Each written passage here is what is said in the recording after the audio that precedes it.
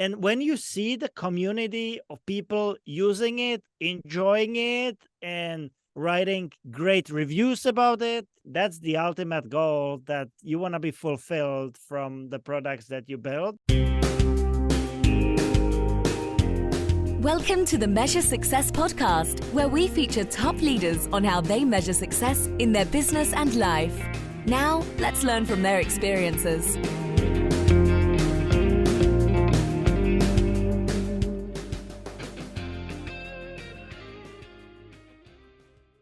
Carl J. Cox here. I'm the host of the Measure Success podcast, where I talk with top leaders about effective strategies that inspire success. This episode is brought to you by 40 Strategy. 40 Strategy built to make strategy work for small to medium-sized businesses and organizations by designing world-class strategic plans, but more importantly, help keeping them accountable to actually get it done. To learn more, go to 40strategy.com. If you're a listener to this podcast today, I have a special offer for you. If you'd like to get a free signed copy of our book, Lost at CEO, send me a direct email, carljcox at 40strategy.com. Once again, that's carljcox at 40strategy.com, and I'll be happy to send you a signed copy of our book. Now, with that, really excited about our guest today, Lubo Smid. He is the co-founder and CEO of STRV, a software design and engineering company that builds products for likes of Tinder, Barry's, The Athletic, Porsche, and Arnold Schwarzenegger. That's pretty cool. We might have to talk about that briefly for a moment. He's also passionate about cutting-edge technology, especially in Web3. He is in the Forbes Under 30 Entrepreneur, constantly pushing the envelope. He's incubating startups with their labs company, and he welcoming prominent founders to his podcast and sharing also his journey on social media. Coming from this particular podcast, of course, coming from Prague, I know you have US-based operations as well. Lubo, welcome to the Measure Success podcast. Thank you so much for having me. It's my pleasure. Absolutely. I'm super excited. Well, give us, from your perspective, a little bit more about what your company and the impact you're doing today out there in the world. Well, we are a tech powerhouse focusing on building digital products, right? It sounds simple, but it's not that simple, actually. We have been in the market for almost past 2 decades, and really our interest was to work on some of the most exciting and interesting projects. And coming out of Prague, Czech Republic, we wanted to go after the best, the biggest, and that was the move to Silicon Valley, to seek the projects that are the most interesting, the cutting edge. And over the past decades, I think that we have built up a strong brand and reputation that we can be operating on par with some of the biggest players in the tech industry, and we can build products that are used by millions of people. And that fulfills me the most, that today we are a technology partner of some of the biggest and greatest companies out there. And it's not always about the size, it's about the impact in a particular niche. And that's what makes me really happy, that we can be building digital products that the customers enjoy. So give a little bit more details. So what's some examples of particular products that your company has helped launch? You have mentioned some of the clients that we have worked with, and I will just name, for example, The Athletic. We have started working with them when they were tiny startup in one of the Y Combinator batches, and we have continued the collaboration almost all the way up to the acquisition by New York Times. It was a long span of our journey together. And of course, like STRV has progressed tremendously over that period of time, but it really varies. We have worked with some of the tech giants in the educational space, like Class Dojo. You have already named our collaboration with Porsche, where we help them with their the flagship mobile application and a couple of other products. We are very passionate about being a tech partner for Barry's Bootcamp and helping them with their digital products, and many others, of course, right? The portfolio goes on and on and on. And you mentioned it also, that like we have done some work for the likes of Arnold Schwarzenegger. So just being able to build a digital product for an icon like Arnold is like a kid's dream come true kind of thing, that, you suddenly work on something that has a lot deeper meaning than working just on another project. And when you see the community of people using it, enjoying it, and writing great reviews about it, that's the ultimate goal, that you want to be fulfilled from the products that you build. And I am tremendously thankful that STRV can be behind so many of them. Amazing portfolio of companies you just mentioned, and impact that you're having to help them launch. Once again, you mentioned from small startup, right, incubators, all the way to companies as well known as Porsche, that you've helped out with their growth and expansion. Let's go into that Schwarzenegger piece for just a minute. I'm curious, right? What surprised you in working with him and his organization? What surprised me hugely was the level of, I would say, agility and scrappiness they wanted to pursue initially to get the product out, because you would assume that it's one of the biggest and most influential stars out there, that there would be a lot of rigorous processes around that. And the opposite is true. For the fact, I think that Arnold keeps his team extremely lean. There is only a limited amount of people around him. And I think they operate in an extremely effective and efficient manner that they can accomplish a lot. And I think that what they have achieved with the launch of the app, but not just the app that we have built together, but also a podcast alongside of that, also newsletter that I think currently is reaching 1 million subscribers. And the whole community around it is insane, because I think initially it was basically just a couple of people focusing their part-time effort on that. You have somebody like Arnold, right, that everybody knows about. And now it's, this is unfair for me to say, but that's a big brand to capitalize on. It's a lot different when you take something from a startup, as you mentioned, referring to Atlantic, right, when they were less known. How different is that process? And how do you help, once again, these startups that you mentioned, right? People are in incubators, they're trying to become known the first time. What type of strategies that you have to do differently to help someone become known, right? So their product can become viral? Well, if you are working with someone like Arnold, you don't have to think about marketing whatsoever, right? The marketing is there, it's given. The stakes are extremely high, but if you build a great product, it's going to work.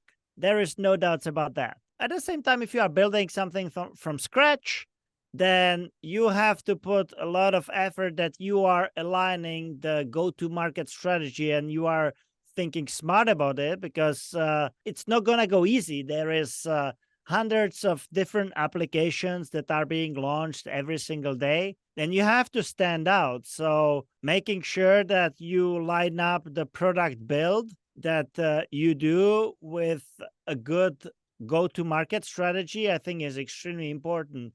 And oftentimes, people don't leave enough resources and room for the marketing push, right? They invest everything and anything they have into building the product out, and then they launch it and they don't support it with marketing, and no one cares, right? If people don't know, how can they find out? And I think, like, there are sayings like, the best marketing out there is making your product 10x better than any competitor. But the fact is that you are not always able to do that. And you need to think about how to get the product known. Not every marketing needs to be paid user acquisition, for example, right?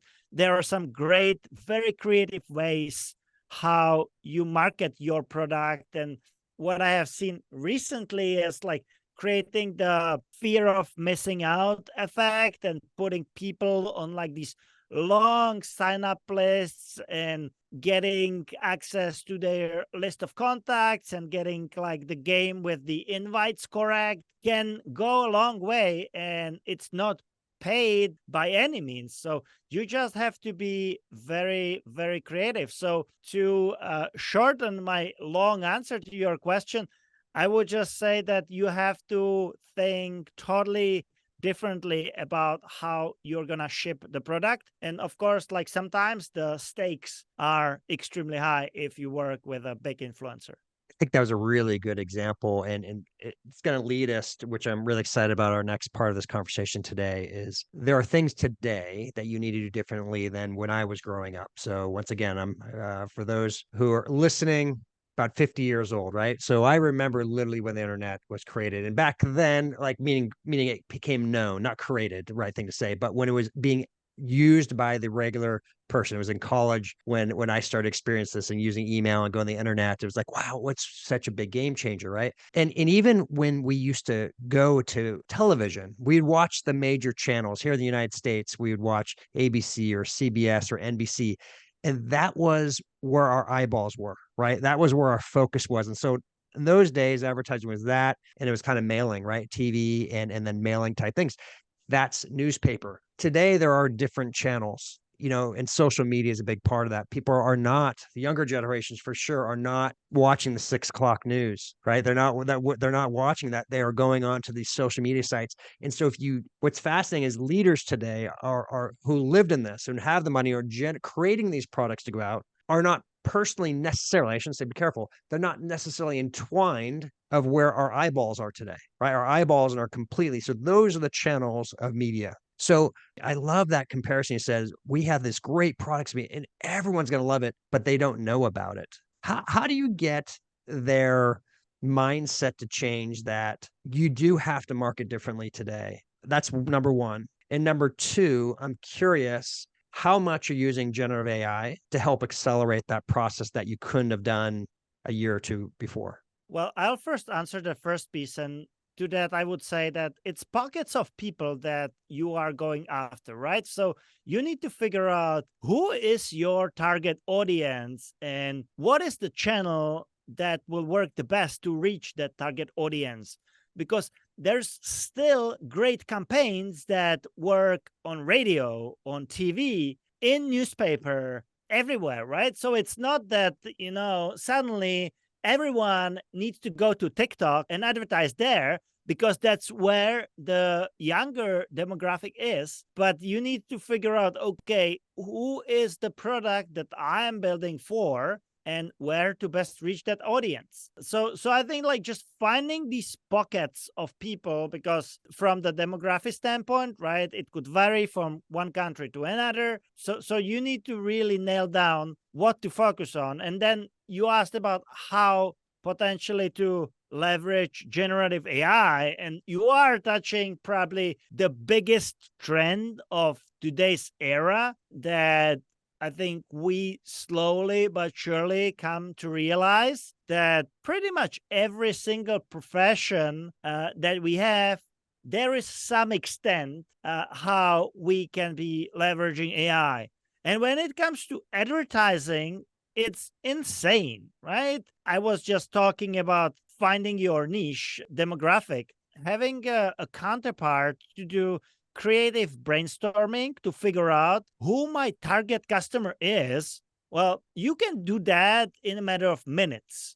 I think the limitations are the data that it has available today, but with being able to plug in different sources, there is today also like big opportunities. So like this is one great area for advertising that I see, that suddenly like brainstorming and finding some creative ideas has become really, really easy. But another thing that I wanted to mention is when you also want to test out maybe 1, 2, or 3 different ads that you would do normally and compare how they perform, what you can do with AI is not that you would be evaluating between 2 or 3. You can create hundreds, and you can change them every hour or so, or like how often you want. And suddenly the data that you are getting out of that is a lot richer.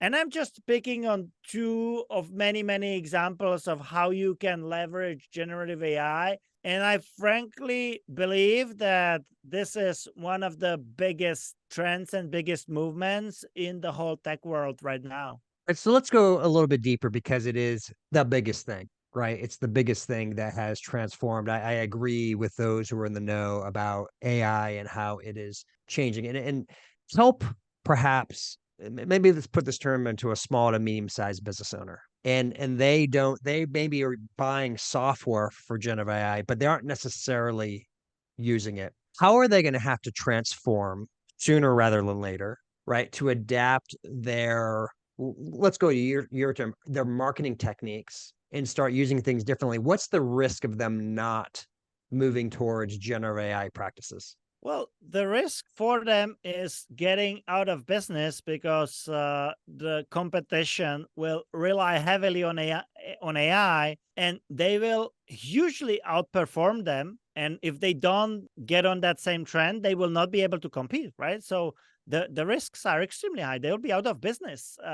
And I think many other businesses and professions, if people don't start getting themselves acquainted with leveraging AI tools, then it's inevitable that the people and companies that will learn how to best use AI will have a huge advantage in the world.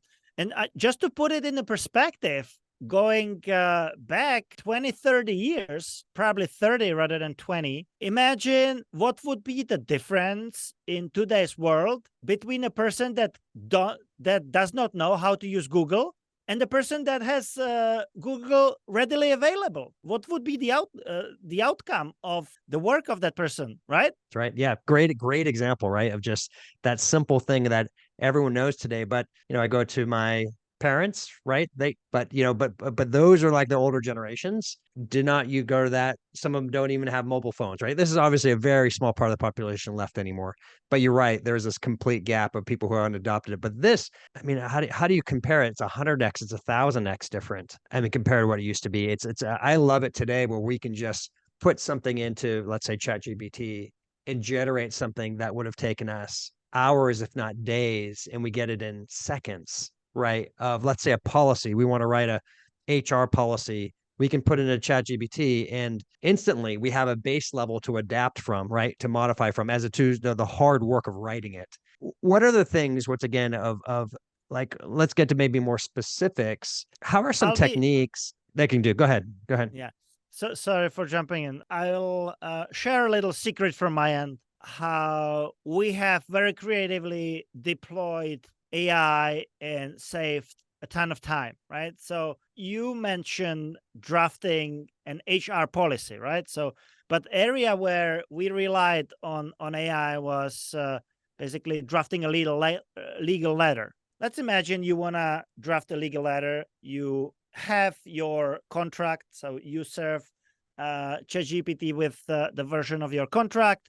You write everything about the situation, and what we got as the outcome was something so solid that it worked magic when we delivered that letter to the counterpart. I feel like, can this work in 100% of the cases? I guess not. I think that, you still need to check and verify, but does it make you feel like you are a little closer to being a lawyer? 100%. And I think it's up to us to figure out when we want to rely on AI versus when we want to tap in an expert, right? And you certainly will encounter cases where you say, oh, this is not for AI, but oftentimes we just need a quick legal action, and it's tremendous how it can be helpful with just serving, here's the contract. For me to read 10, 20 pages of a legal document, when I'm finished reading those 20 pages, I have no context what was in the beginning of the document. Here, everything is very nicely organized, and it keeps you in check. And nothing against the legal profession, but I think it's going to be challenged tremendously. Are lawyers going to go away? Hell no. But I think their profession is changing tremendously. And I think we see it. The legal firms heavily invest into leveraging those tools because they don't want to lose against their competition. They don't want to be obsolete. No, I think that I really appreciate that example. Once again, we're going to be careful to say we're not lawyers, we're not providing legal advice, right? But the No legal advice opportunity, whatsoever. We need to yeah, put yeah, disclaimers everywhere. Everyone yeah, that's right. operating at their own risk. Exactly. However, but the point is, right, is that we can get so much closer to a solution. And then when we have discomfort, we can go to the expert, right? This is where I find the quote unquote the experts, because there's one thing of getting data, but there's still trust that it's right. Right. And Oh so yeah. this is where I think the future state of those who will become more and more ingrained, in-depth experts and can market that they are going to be the ones that are going to be confirming, right? Because what they're looking for is that contract that was generated out of ChatGPT that ended up failing, right? And they're going to go back and see this is what was missing from this contract and why you didn't end up failing. I'm just, once again, what I'm trying to provide an example is I'm with you. I don't think all lawyers are going to go away, right? There's still going to be needs and areas and expertise. However, some of the small stuff and even some of the big stuff we can expedite, right? This could be in all different forms. Came from the accounting profession. There are things, once again, in the accounting profession, the HR profession, marketing professions, right, that can just be accelerated so quickly and for so much less cost, which I love.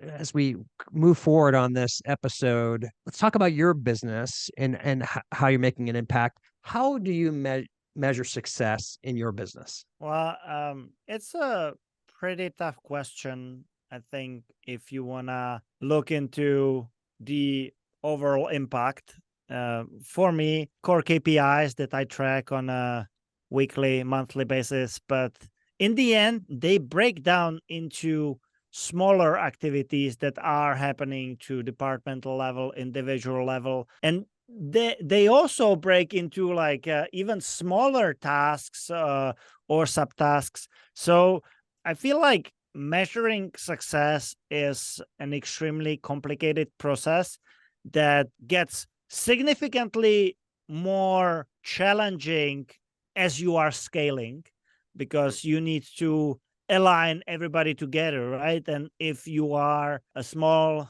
shop of 2-3 people, then measuring success is extremely, extremely easy because it will likely equal to the work output of the 3 people combined, and you will not need a rigorous formula to do that. But I think as you are growing the organization, you realize that there is so many KPIs that you can be looking at. I think it's really important to keep that pool of goals, metrics, and KPIs that you look at relatively small because it also takes you time to digest and process the data so you can work with it effectively. So I look at it from the perspective that you need a very comprehensive set of data that is continuously updated,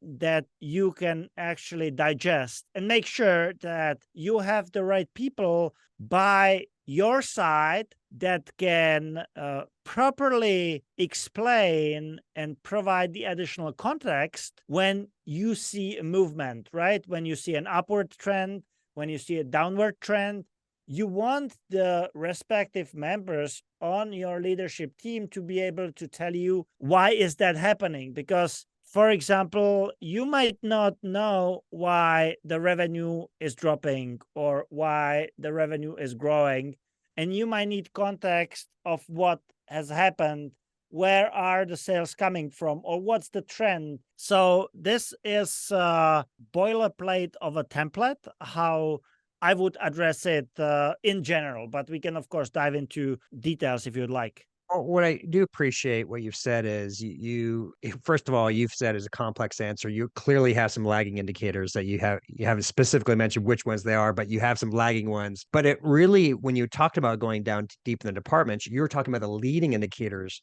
what actions we can do on a consistent basis, which are going to have an impact on the outcome. Is that fair to say? You both are tracking both leading and lagging indicators? Oh, yeah. So I'm curious so maybe you can just give us an idea of what is one of the most important leading indicators that you track in your business? I would say when you look at, for example, the sales cycle, right? So you could say, okay, we track revenue, of course, right? And I was actually thinking about it earlier today that for us, like it's, the initial connections that you make with people, it could be as simple thing as just signing an NDA with somebody. And like that means that we are talking to a new company. We are talking to a new potential client of ours. This is an indicator that like very early on can tell us, okay, like this month we have signed 30 NDAs. Last month it was 100. What is happening? It's not going to have an immediate impact on the business. It will likely have an impact on the business in 6 months, but we already know it and we can do something about it. And this is an extremely valuable piece of information if you are able to spot those indicators extremely early on, because then it will never have an impact on the revenue itself, because you are spotting it early, you are fixing it immediately. It's a 1 month hiccup that can easily, in the B2B space with long sales cycle, it can very easily get covered. But I have to say it's easier said than done. So I could be giving you advices all day, all night, but when you are in the driving seat, sometimes you get distracted and you focus too much on those indicators that are right in front of your face, right? You need cash to be able to pay salaries, and you don't look at like what's underneath. So I also want to be very transparent that if you go by the book, that's what I will be looking at, but it's not always easy because there is only a limited amount of time in the day. And sometimes the events of the day just, turn you to look at different things. I think that was an excellent answer, and I appreciate once again you giving some context. I think there was a great example of a leading indicator, right? Is to future business. Is if you're getting signed NDAs for your business, that is a sign that in the future there's a possibility that those going to turn into clients, by going through that process. And so that's and the difference between whether they're more or less, right? It's going to tell you this possibility of the future. I think that's excellent, and every company has that leading KPI. They have that something that is really the most or one of the most important things to do, and then understanding how to get more of that, right? And then tracking, of course, along the process to getting all the way through to ultimately a sale, I think is a fascinating part. All right, so Lubo, we're going to move over to the personal side.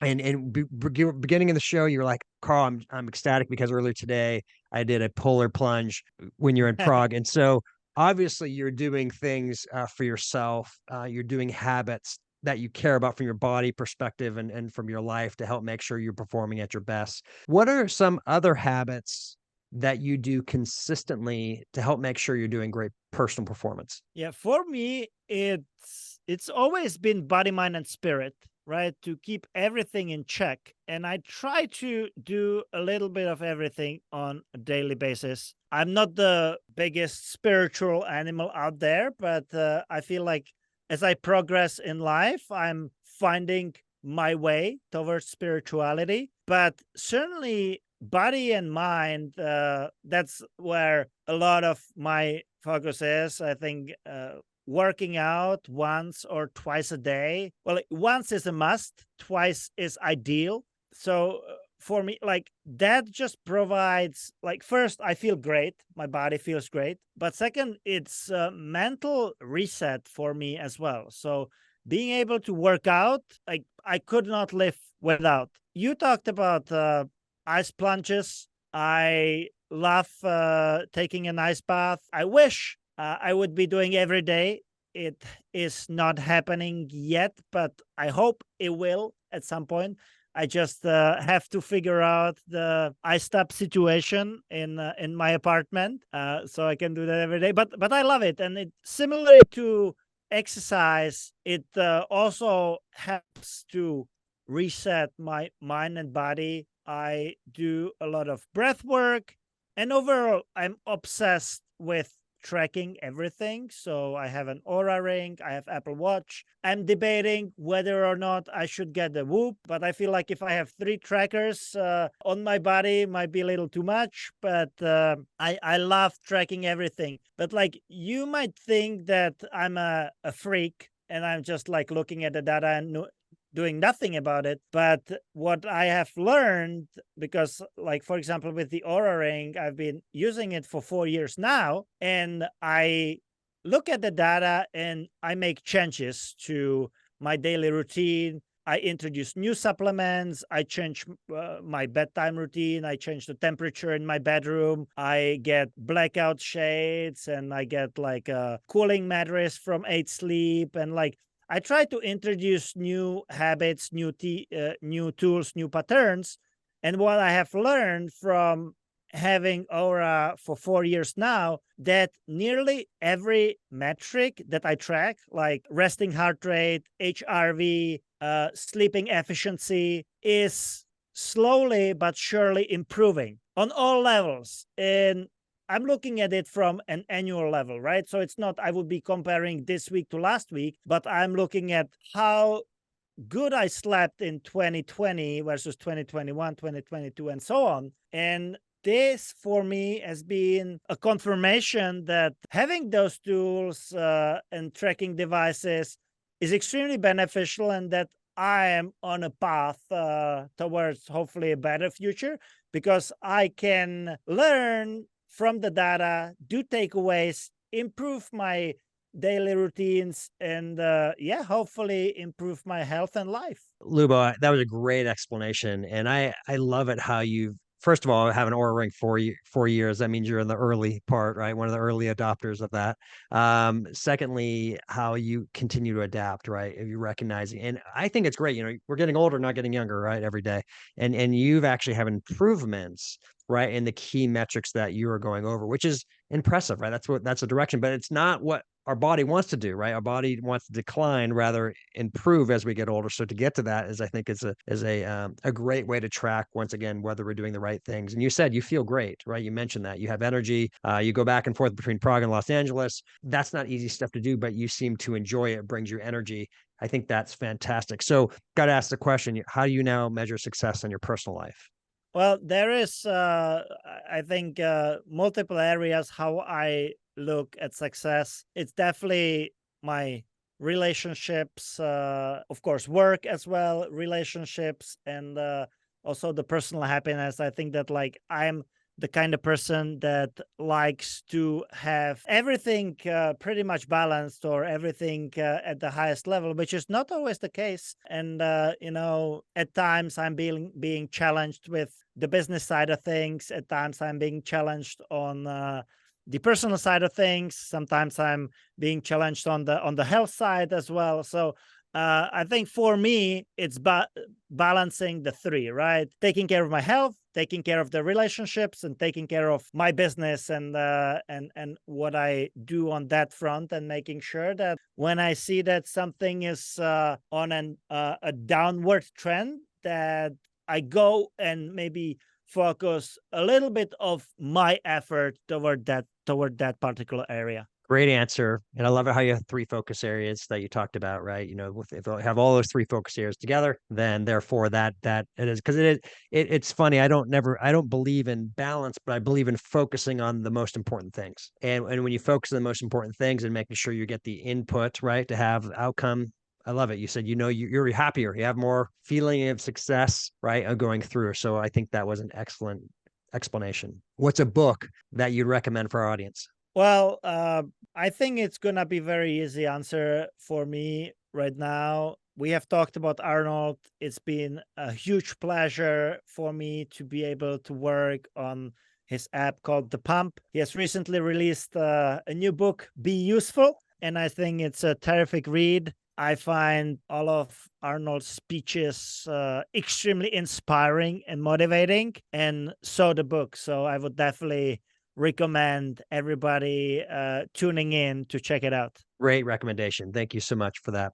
Lubo, how about people connect and learn more about you and your company? For myself personally, it's Lubo Smid, everywhere on social media, LUBO SMID. And for the company, STRV.com is our domain, and you will find everything else from there. Lubo, thank you so much. It's been an absolute pleasure to have you on the Measure Success podcast today.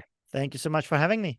Absolutely. To everyone else who's listening, hope you follow and check out what Lubo is doing. He is providing so much. He's involved in cutting edge technology, and I love it how he's living by he's walking his own talk on a consistent basis and making sure he's following his most important indicators and how he is actually getting towards success. I love this conversation. Thank you so much. For anyone else who's listening, wishing you the very best at measuring your success. Have a great day. Thanks for listening to the Measure Success podcast. We'll see you again next time to learn from the best. Remember to subscribe now to get future episodes.